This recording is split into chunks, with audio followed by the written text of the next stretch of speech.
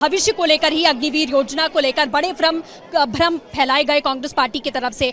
जिसने रक्षा सौदों में सदा दलाली खाई, देश की सेना के शौर्य पर प्रश्न चिन्ह खड़ा किया, पूर्व सैनिकों का उनका हक 1 रैंक 1 पेंशन 40 साल का इंतजार किया कराया और नहीं दिया। अरे देश कांग्रेस की असलियत को जानता है। इन्होंने देश की सीमाओं को भी सुरक्षित नहीं रखा। मोदी की स्कीम है, सफल भी है और युवाओं में जोश है। छोटे बच्चे मासूम, आप इनकी तस्वीरें देख सकते हैं। अनुराग जी से लगातार मुलाकात कर रहे हैं, समझ रहे हैं और ये देश का भविष्य है। लेकिन अनुराग जी, इन भविष्य को लेकर ही अग्निवीर योजना को लेकर बड़े भ्रम फैलाए गए कांग्रेस पार्टी की तरफ से। अमित शाह जी ने बड़ी क्लियरिटी कल दी, हमीरपुर भी पहुंचे थे, वहां से भी उन्होंने साफ तौर पर क्लियर कर दिया कि योजना क्या है और कैसे कांग्रेस इस पर जो मासूम बच्चे हैं, आने वाला भविष्य, उनको बरगलाती। जिसने रक्षा सौदों में सदा दलाली खाई, देश की सेना के शौर्य पर प्रश्न चिन्ह खड़ा किया, पूर्व सैनिकों का उनका हक 1 रैंक 1 पेंशन 40 साल का इंतजार किया कराया और नहीं दिया। अरे देश कांग्रेस की असलियत को जानता है। इन्होंने देश की सीमाओं को भी सुरक्षित नहीं रखा। चीन को दे दिया, पाकिस्तान को दे दिया, श्रीलंका को दे दिया।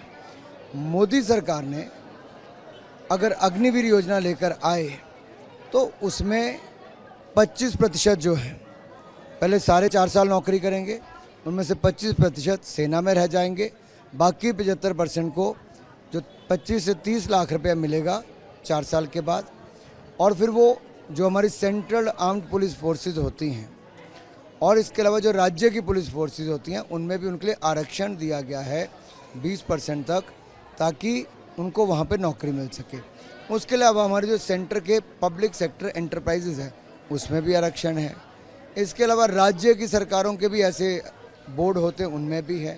प्राइवेट सेक्टर में भी किया है। 100% एम्प्लॉयमेंट की गारंटी भी है। 4 साल के बाद 25 से 30 लाख रुपए मिलने की गारंटी भी है। 4 साल नौकरी की गारंटी भी है। 4 साल के बाद की भी गारंटी है।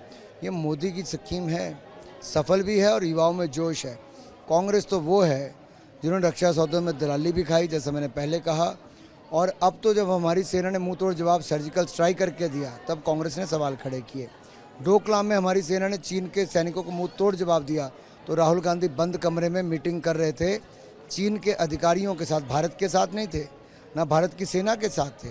भारत की सेना के ऊपर सवाल इन्होंने खड़ा किया था और चीन से करोड़ों रुपये फंड राजीव गांधी फाउंडेशन में क्यों लिया?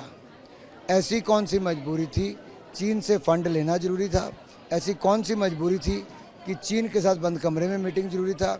ऐसी कौन सी मजबूरी थी कि सैनिकों के शौर्य पर प्रश्न चिन्ह खड़ा करना जरूरी था?